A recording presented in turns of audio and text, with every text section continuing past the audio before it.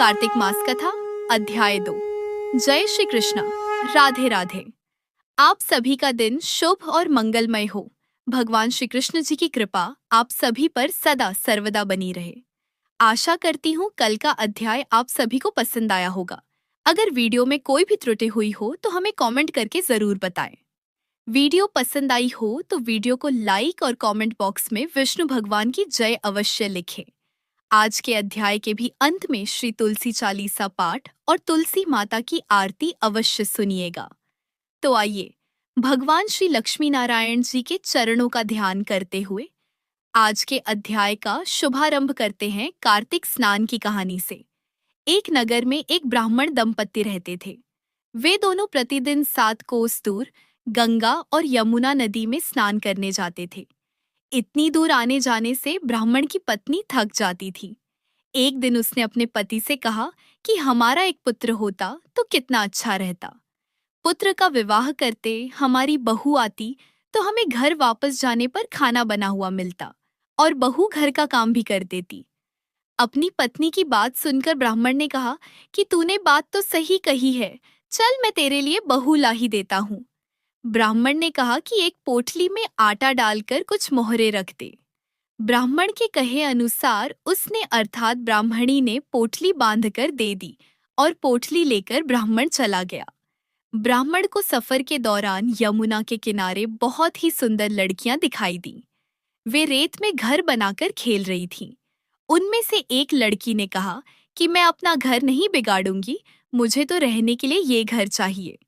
लड़की की बात सुनकर ब्राह्मण मन ही मन सोचने लगा कि बहू बनाने के लिए यही लड़की उचित है। जब वह लड़की जाने लगी तो ब्राह्मण भी उसके पीछे पीछे उसके घर तक चला गया। वहां जाकर ब्राह्मण ने उस लड़की से कहा, बेटी, कार्तिक मास चल रहा है, इसलिए मैं किसी के घर खाना नहीं खाता। मैं अपने साथ आटा लेकर आया हूँ। तुम अपनी माता से पूछो कि क्या वह मेरे लिए आटा छानकर 4 रोटी बना देगी क्या? यदि वह मेरा आटा छानकर रोटी बनाएगी तो मैं रोटी खा लूंगा। लड़की ने जाकर अपनी माँ को ये सारी बात बताई। माँ ने कहा, ठीक है, जाकर ब्राह्मण देव से कह दो कि वह अपना आटा दे दे, मैं रोटी बना दूंगी। जब वह आटा छानने लगी तो आटे में से मोहरें निकली। वह सोचने लगी कि जिसके आटे में इतनी मोहरें हैं उसके घर में कितनी मोहरें होंगी। जब ब्राह्मण खाना खाने बैठा तो लड़की की माँ ने उस ब्राह्मण से पूछा, क्या आपका कोई लड़का है और क्या आप उस लड़के की सगाई करने जा रहे हो? यह सुनकर ब्राह्मण ने कहा कि मेरा लड़का तो काशी में पढ़ने गया हुआ है, लेकिन यदि तुम कहो तो खांड कटोरे से विवाह करके तुम्हारी बेटी को अपने साथ ले जाऊं। लड़की की माँ ने कहा, ठीक है ब्राह्मण देव। इस पर लड़की की माँ ने लड़की की खांड कटोरे से शादी करके ब्राह्मण के साथ भेज दिया। ब्राह्मण ने घर आकर कहा, रामू की माँ, दरवाजा खोलकर देख, मैं तेरे लिए बहू लेकर आया हूँ। ब्राह्मण की पत्नी भीतर से ही बोली, हमारे तो कोई बेटा बेटी नहीं है तो बहू कहाँ से लाए? दुनिया ताने मारती थी, अब आप भी मारने लगे। ब्राह्मण ने कहा, तू दरवाजा खोलकर तो देख। जब ब्राह्मणी ने दरवाजा खोला तो सामने बहू को खड़ी देखा। उसने बहू का स्वागत किया और आदर सत्कार से अंदर ले गई। अब जब ब्राह्मण अपनी पत्नी के साथ नदी स्नान करने जाता तो पीछे से बहू घर का सारा काम करके खाना बनाकर रख देती थी। वह उनके कपड़े धोती और रात को हाथ पैर भी दबाती थी। इस तरह बहुत दिन बीत गए। ब्राह्मणी ने अपनी बहू से कहा कि बहू, कभी भी चूल्हे की आग मत बुझने देना और मटके का पानी खाली मत होने देना। परंतु एक दिन चूल्हे की आग बुझ गई। यह देखकर बहू घबरा गई और भागी भागी अपनी पड़ोसन के पास गई और कहा कि मेरे चूल्हे की आग बुझ गई है, मुझे थोड़ी आग चाहिए। मेरे सास ससुर सुबह 5 बजे से गए हुए हैं, वह थके हुए घर आएंगे, इसलिए मुझे उनके लिए खाना बनाना है। यह सुनकर पड़ोसन ने कहा कि तू तो बावली है, तुझे यह दोनों मिलकर पागल बना रहे हैं। इनके तो कोई संतान ही नहीं है, ये निःसंतान है। बहू ने कहा, नहीं, ऐसा मत बोलो, इनका बेटा तो काशी में पढ़ने गया हुआ है। इस पर पड़ोसन ने कहा कि यह तुझे झूठ बोलकर लाए हैं, मेरी बात सच मान, इनका कोई बेटा नहीं है। अब बहू पड़ोसन की बातों में आ गई और कहने लगी कि अब आप ही बताओ मैं क्या करूं। पड़ोसन ने कहा कि करना क्या है, जब तुम्हारे सास ससुर आए तो जली हुई रोटियां बनाकर देना और बिना नमक की दाल बनाकर देना, खीर की कड़छी दाल में और दाल की कड़छी खीर में डालकर दोनों को देना। पड़ोसन ने उसे अच्छे से सिखा पढ़ा दिया।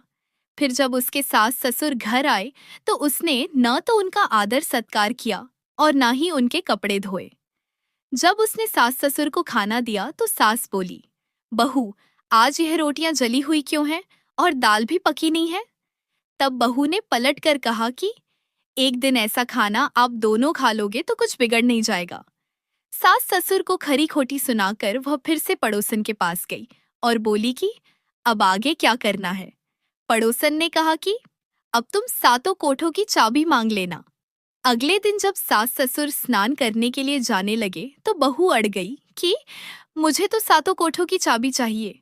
तब ससुर ने कहा कि इसे चाबी दे दो। तब सास ने बहू को चाबी दे दी। सास ससुर के जाने के बाद जब बहू ने दरवाजे खोले तो देखा कि किसी में अन्न भरा है तो किसी में धन भरा है और किसी कोठे में बर्तन पड़े हैं।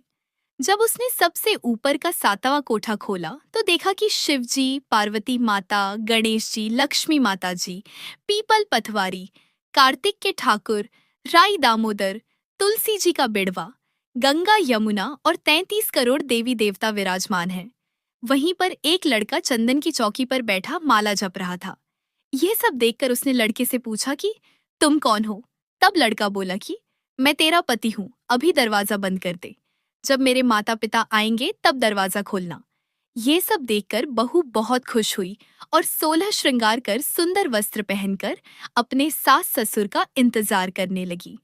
उसने अपने सास ससुर के लिए अच्छे अच्छे पकवान बनाए। जब उसके सास ससुर घर पर आए तो उसने उनका आदर सत्कार किया और प्रेम पूर्वक खाना खिलाया और हाथ पैर दबाने लगी।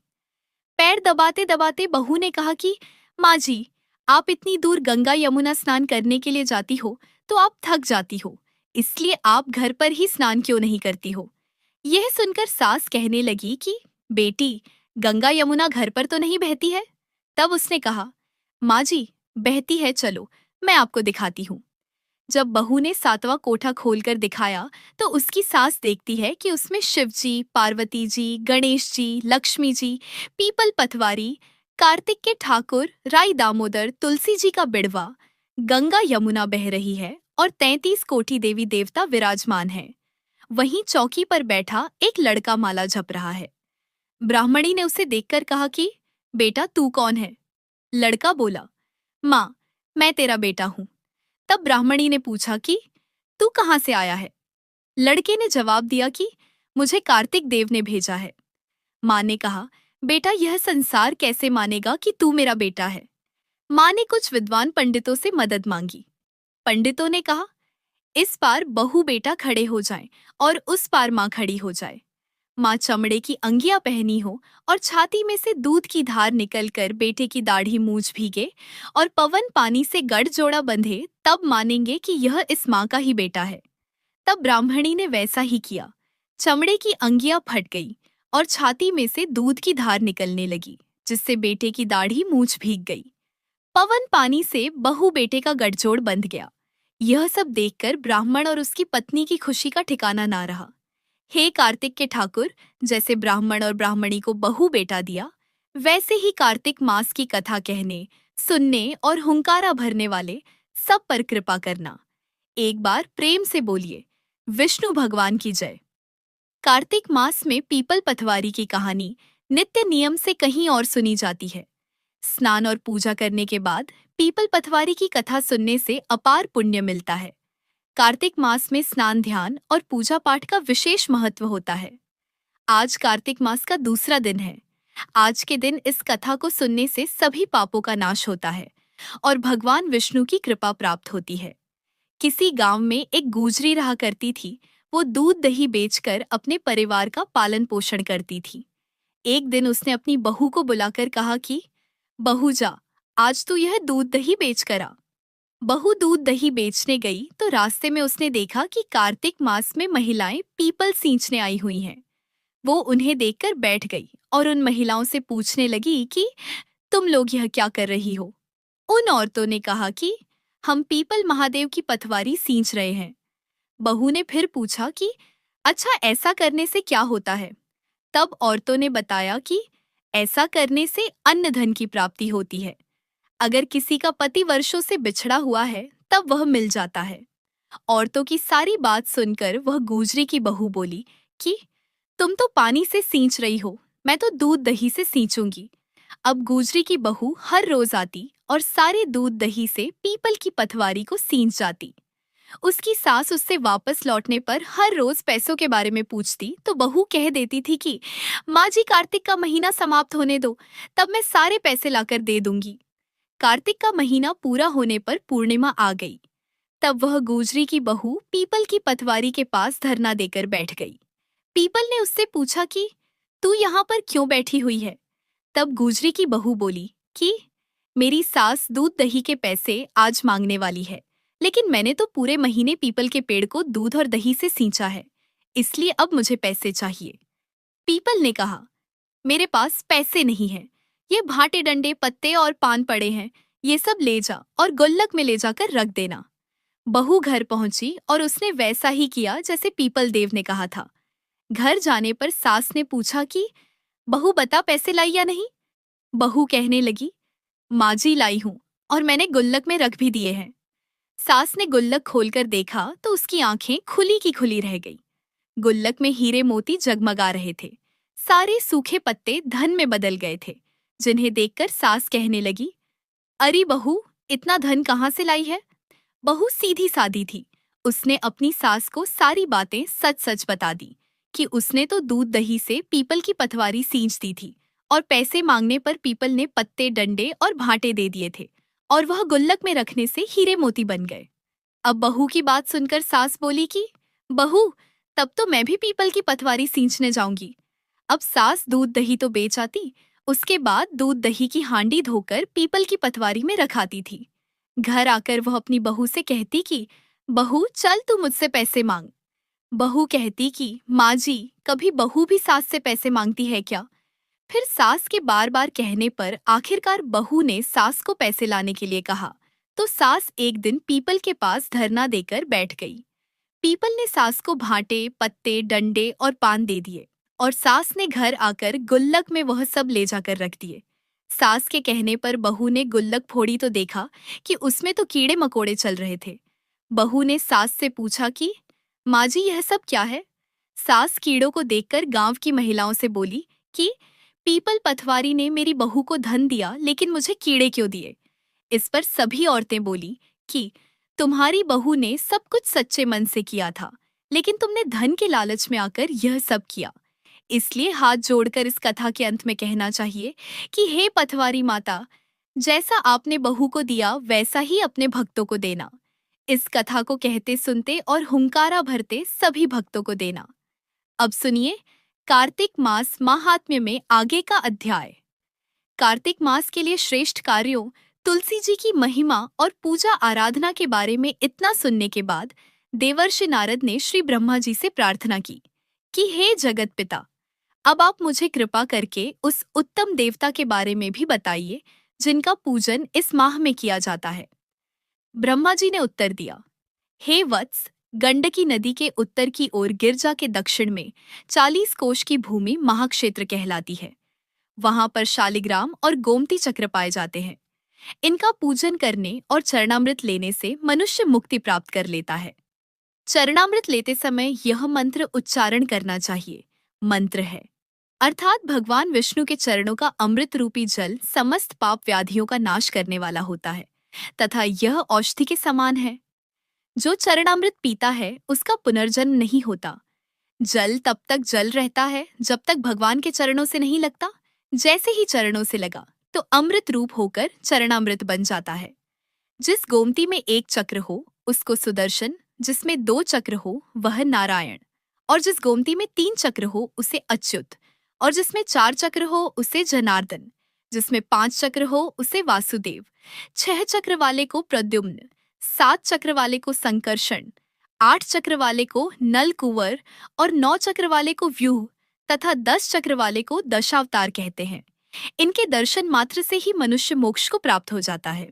जो भगवान के सामने वीणा या वंशी बजाता जाता है या गायन करता है वह भी स्वयं भगवान को प्राप्त हो जाता है। जो भगवान के आगे कार्तिक मास में मृदंग बजाता है, भगवान उसे अपना सर्वप्रिय भक्त समझते हैं। जो भगवान के सामने नित्य श्रद्धा से धूप जलाता है, वह कभी नरक में नहीं जाता। शंख में भरा हुआ या भगवान पर अर्पित किया हुआ जल अंगों से स्पर्श करने पर संपूर्ण रोग और पाप नष्ट होकर मनुष्य मुक्ति को प्राप्त कर लेता है। पूजन चाहे मंत्रों द्वारा पूरे विधि विधान से किया जाए या फिर सामान्य रूप से, परंतु मन में श्रद्धा सच्ची होनी चाहिए। पूर्ण श्रद्धा और निष्ठा से किया गया कार्तिक मास का स्नान, ध्यान, पूजा पाठ और व्रत अत्यंत फलदायी होता है। देवर्षि नारद स्वयं परम ज्ञानी थे। अब ब्रह्मा जी से यह सभी प्रश्न हम संसार प्राणियों की भलाई के लिए कर रहे थे। अतः अब श्री ब्रह्मा जी से देवर्षि नारद ने पूछा, हे पितामह, अब आप कार्तिक मास में जो दीपदान आदि किया जाता है, उसका महात्म्य सुनाने की कृपा कीजिए।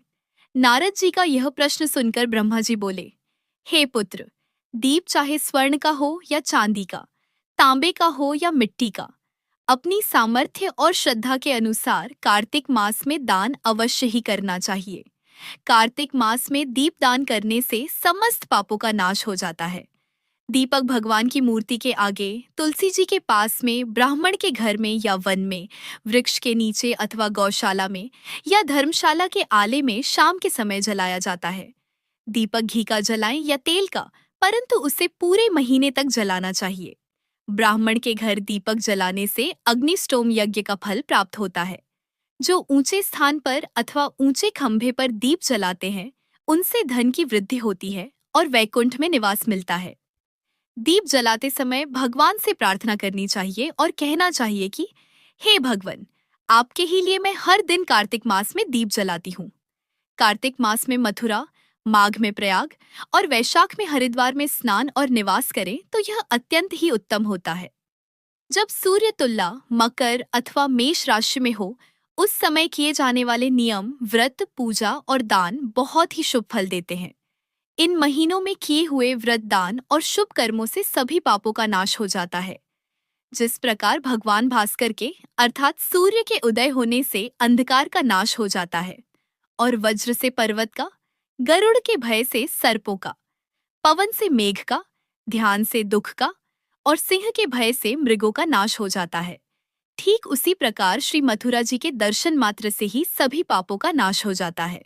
कार्तिक मास में स्नान और जागरण, दीपदान, तुलसी जी का दर्शन पूजन, भगवान के मंदिर में झाड़ू लगाना, साफ सफाई करना, गाना बजाना, भगवान की कथा सुनना सुनाना, कीर्तन करना कराना, यह सब शुभ कार्य होते हैं।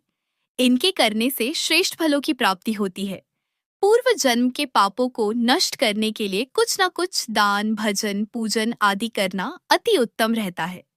श्री ब्रह्मा जी के मुख से पूर्व जन्म के पाप शब्द सुनकर देवर्षि नारद ने पूछा, हे विधाता, अभी अभी आपने कहा कि कार्तिक मास में स्नान दान करने से पूर्व जन्म के पाप भी नष्ट हो जाते हैं, तो किसी को यह कैसे पता चलेगा कि उसने अपने पूर्व जन्म में किस प्रकार के पाप किए हैं? किस प्रकार हम अपने पूर्व जन्म के पापों को जान सकते हैं? यह सुनने की भी मेरी इच्छा है, सो हे पितामह, अब आप कृपा करके इस बारे में भी बताइए। श्री ब्रह्मा जी बोले, हे पुत्र, पूर्व जन्म का ब्रह्म हत्यारा, क्षय रोगी और पर स्त्री गमन करने वाला कोढ़ी बन जाता है। स्वर्ण चोर के नाखून खराब हो जाते हैं और मदिरा पीने वाले के दांत खराब हो जाते हैं।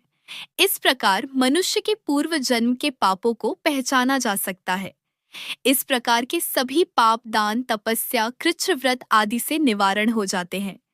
ब्रह्मा जी ने आगे कहा, हे देवर्षि, अब हम कुछ व्रत आदि बतलाते हैं। एक समय भोजन करने से और 3 दिन शाम और 3 दिन प्रातःकाल भोजन करने को अति कृच्छ व्रत कहते हैं।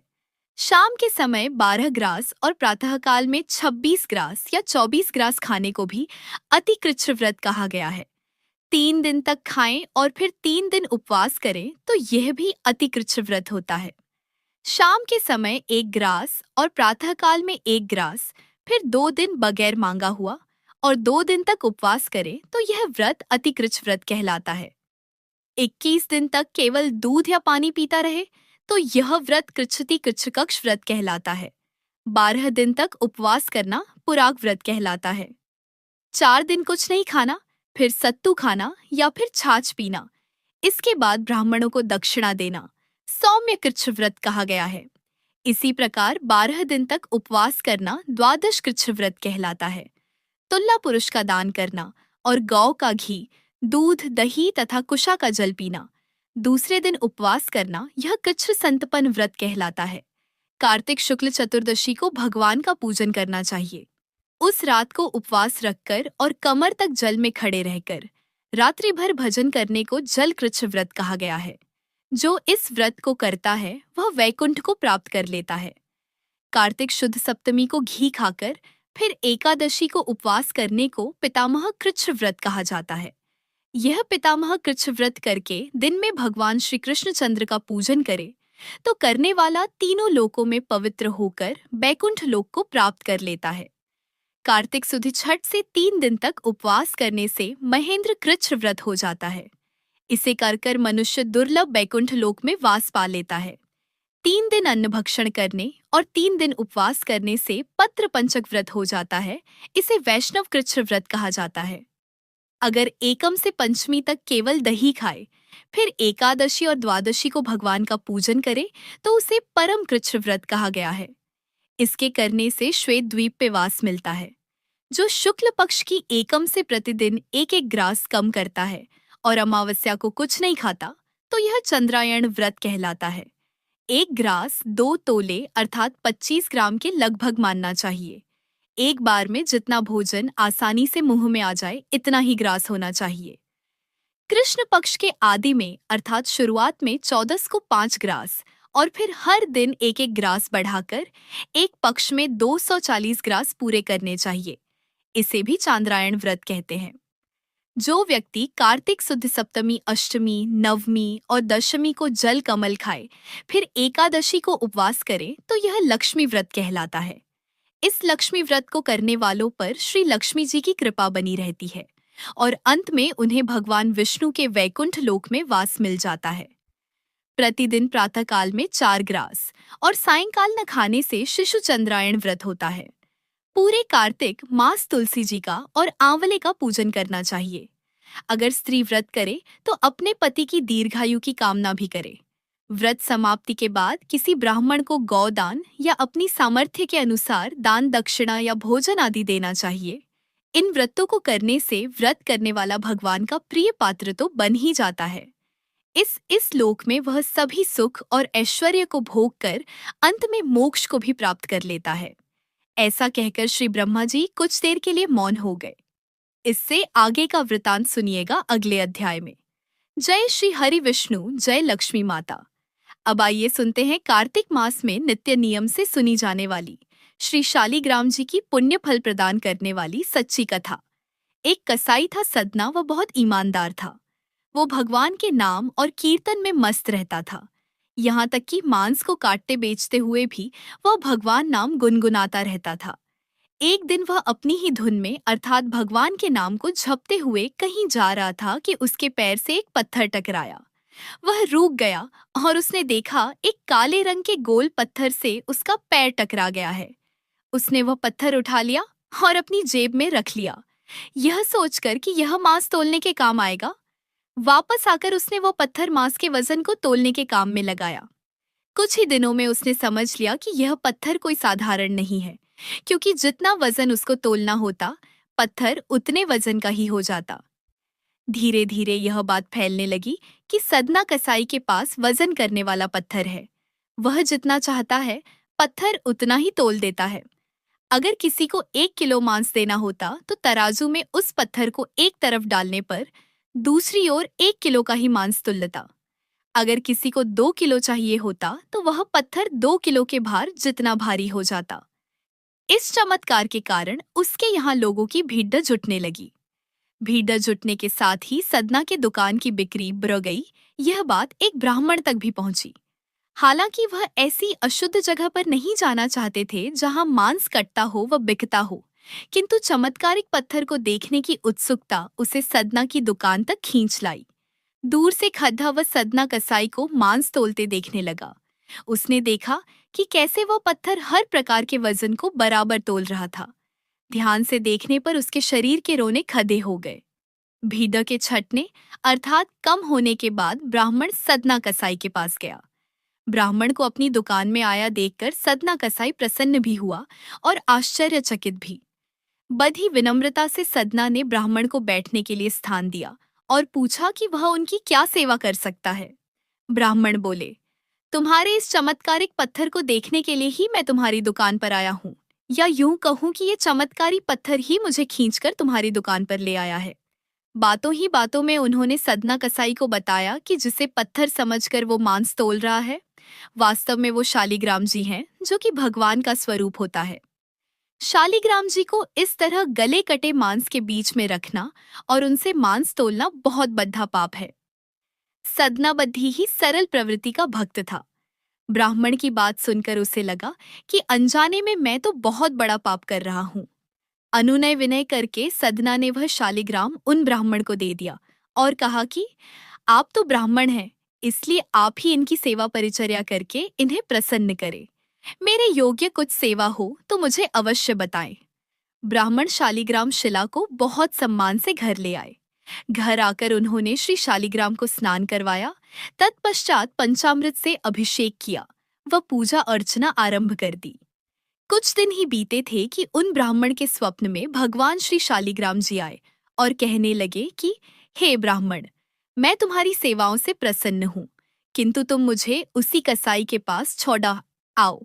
स्वप्न में ही ब्राह्मण ने भगवान शालिग्राम से कारण पूछा तो उत्तर मिला कि तुम मेरी अर्चना पूजा करते हो, मुझे अच्छा लगता है, परंतु जो भक्त मेरे नाम का गुणगान कीर्तन करते रहते हैं उनको मैं अपने आप को भी बेच देता हूँ। सदना तुम्हारी तरह मेरी सेवा नहीं करता है, परंतु वह हर समय मेरा नाम गुनगुनाता रहता है, जो कि मुझे बहुत अच्छा लगता है, इसलिए तो मैं उसके पास गया था। ब्राह्मण अगले दिन ही सदना कसाई के पास गया और उनको प्रणाम करके सारी बात बताई। तत्पश्चात श्री शालिग्राम जी को उन्हें सौंप दिया। ब्राह्मण की बात सुनकर सदना कसाई की आंखों में आंसू आ गए।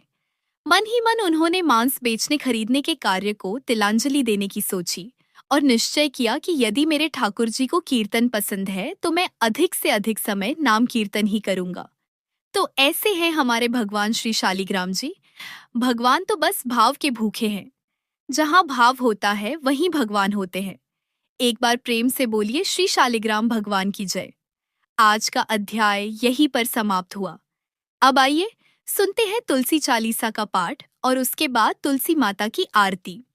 जय जय तुलसी भगवती सत्यवती सुखदानी। नमो नमो हरि प्रेयसी श्री वृंदा गुण खानी। श्री हरि शीस विरजनी देहो अमर फर अम्ब। जनहित है वृंदावनी अब ना करहु विलंब। धन्य धन्य श्री तुलसी माता महिमा गम सदा श्रुति गाता। हरि के प्राण हो से तुम प्यारी हरि ही हेतु किन्हो तप भारी। जब प्रसन्न है दर्शन दीनो तब कर जोर विनय उस कीन्हो। हे भगवंत कंत मम होहु दीन जानि जनि छाड़ेउ छोहु। सुन लक्ष्मी तुलसी की बानी दीनो श्रापु कदि परिहानि। उस अयोग्य वर मांगने हारी होहु विटप तुम जड़ तनुधारी। सुन तुलसी ही श्रपयोत ही ठामा करहु वास तुहु नीचन धामा। दियो वचन हरि तब तत्काला सुनहु सुमुखी जनि होहु विहाला। समय पाई होयो रो पाति तोरा पूजी हो आस वचन सत मोरा। तब गोकुल मह गोप सुदामा तासु भये तुलसी तो बामा। कृष्ण रास लीला के माही, राधे सखियो प्रेम लखी नाही। दियो श्राप तुलसी तत्काला, नर लोक ही तुम जन्महु बाला। योगोपवह दानव राजा, शंख चूड़ नामक सिर ताजा। तुलसी भई तासु की नारी, परम सती गुण रूप अगारी। असुर कल्प बीत जब गयऊ, कल्प तृतीय जन्म तब भयऊ। वृंदा नाम भयो तुलसी को, असुर जलंधर नाम पति को। करि अति द्वंद अतुल्य बल धामा, लीन शंकर से संग्राम। जब निज सैन्य सहित शिव हारे, मरहि न तब हर हरि ही पुकारे। पतिव्रता वृंदा थी नारी, को न सके पति संहारे। तब जलंधर ही भेष बनाए, वृंद डिग हरि पहुँचे वो जाए।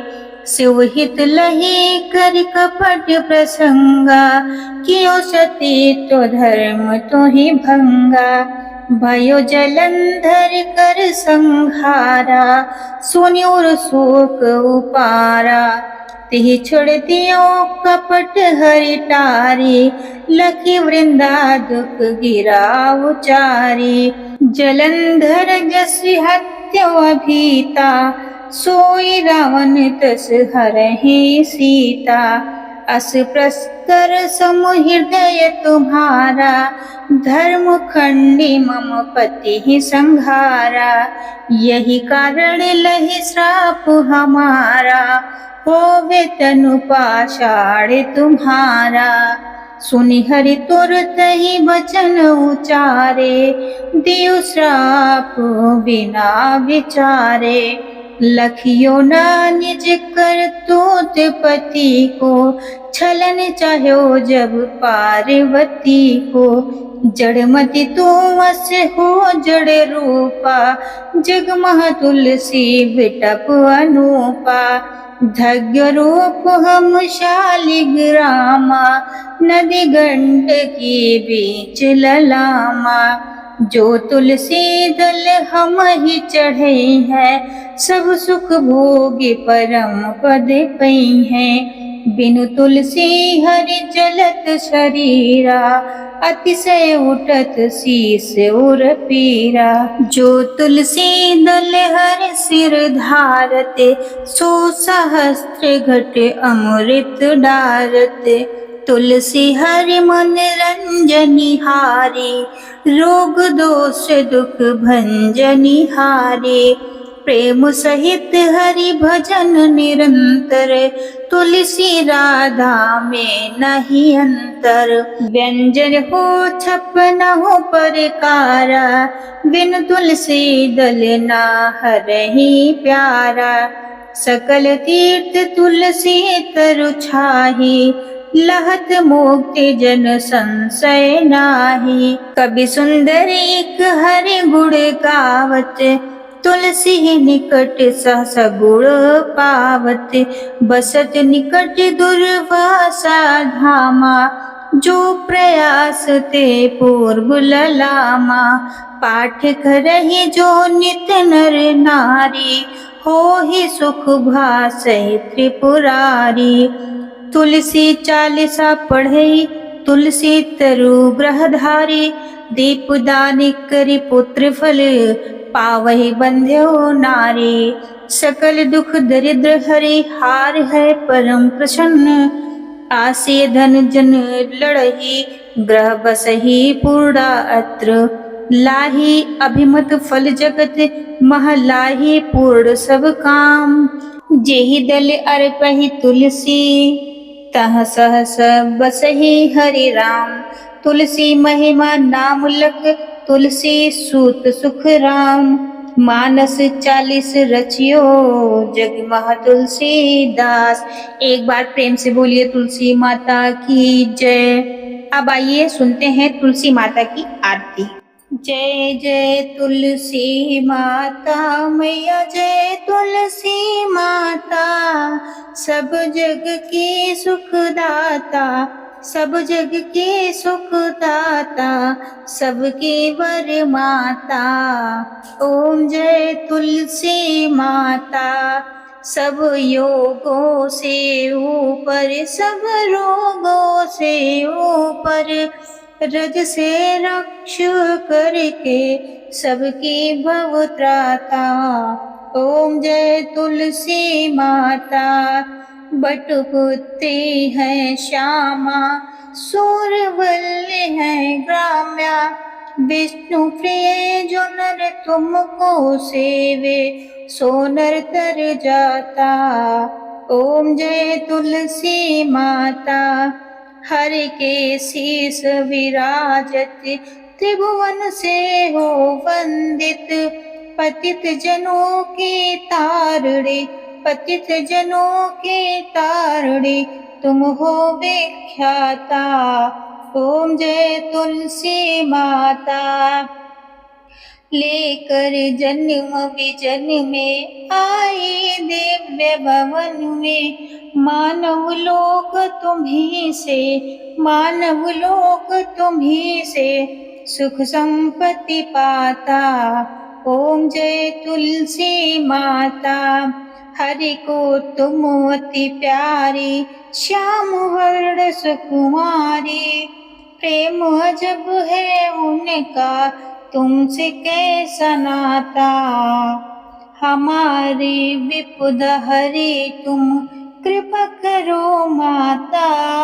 ओम जय तुलसी माता, जय जय तुलसी माता, मैया जय तुलसी माता, सब जग के सुखदाता, सब जग के सुखदाता, सबके वर माता। ओम जय तुलसी माता। एक बार प्रेम से बोलिए तुलसी माता की जय। तुलसी माता की आरती के साथ आज का हमारा अध्याय यहीं पर समाप्त होता है। मिलते हैं कल फिर नए अध्याय के साथ। तब तक के लिए जय श्री कृष्ण, राधे राधे।